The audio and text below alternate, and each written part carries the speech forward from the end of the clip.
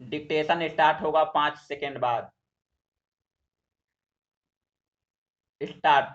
महोदय, बच्चे किसी परिवार की ही संपदा नहीं बल्कि सारे समाज एवं देश की महत्वपूर्ण संपदा है। बच्चों को अपार प्यार की बजाय शोषण व उपेक्षा मिले तो उसे हमारा दुर्भाग्य ही कहा जाएगा। विश्व में बहुत बड़ी संख्या ऐसे बच्चों की है जो अभावग्रस्त हो जीवन जीने को मजबूर हैं। इसी परिप्रेक्ष्य में 2000 में बच्चों के अधिकारों पर आयोजित विश्व सम्मेलन का उल्लेख अनिवार्य है। इस शिखर सम्मेलन में 150 देशों ने बच्चों के बारे में विभिन्न दृष्टियों से विचार विमर्श किया। Paragraph change. आज बाल श्रमिकों की हालत यह है कि उनके दुख दर्द में कोई शामिल नहीं होना चाहता। बढ़ती हुई बेरोजगारी और रोजगार के साधनों की कमी के कारण बच्चे सुबह सवेरे ही आजीविका के लिए काम धंधे पर निकल पड़ते हैं। कई बार तो यहाँ तक देखा गया है कि उनकी हारी बीमारी में उनकी तरफ से हम मुंह मोड़ लेते हैं। इस मानवीय प्रवृत्ति में परिवर्तन की अत्यधिक जरूरत है। बाल अधिकार सम्मेलन में स्वीकार किया गया कि संस्कृति, जाति, रंग या अमीरी गरीबी की विभिन्नताओं के बावजूद विश्व भर के बच्चों से कुछ मौलिक अधिकार हैं।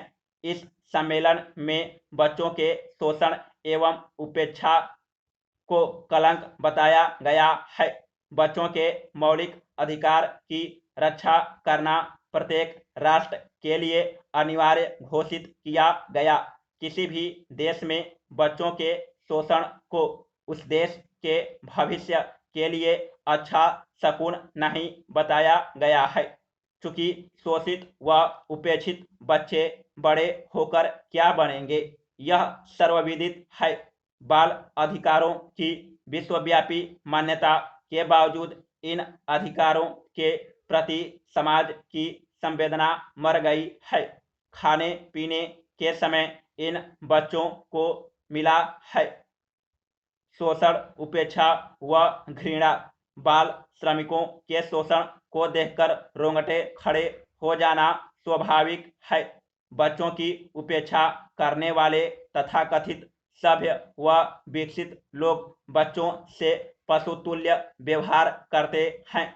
बच्चों की भावनाओं से इन लोगों का दूर का भी संबंध नहीं होता।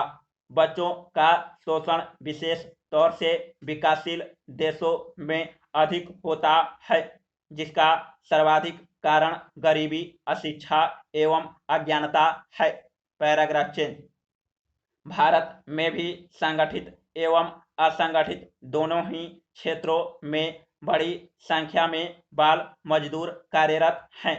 भारत में भी बाल श्रमिकों की संख्या के निवारण हेतु समय समय पर काफी विचार विमर्श हुआ है तथा देश के सत्ताधारियों ने इस समस्या के न्यायोचित हल के लिए कदम उठाए हैं, किंतु सरकारी प्रयास इस समस्या के निवारण के लिए ऊंट के मुंह में जीरा सिद्ध होकर रह गए हैं।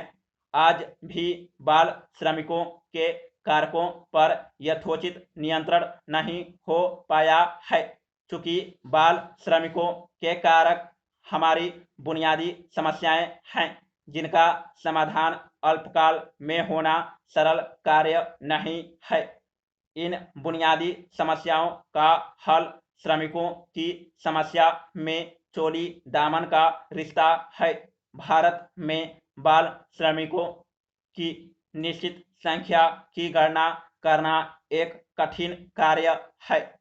सामान्यतः बाल श्रमिकों की समस्या के कारणों में सर्वाधिक कारण देश में व्याप्त गरीबी, बेरोजगारी, अशिक्षा एवं बढ़ती हुई जनसंख्या है। समाप्त।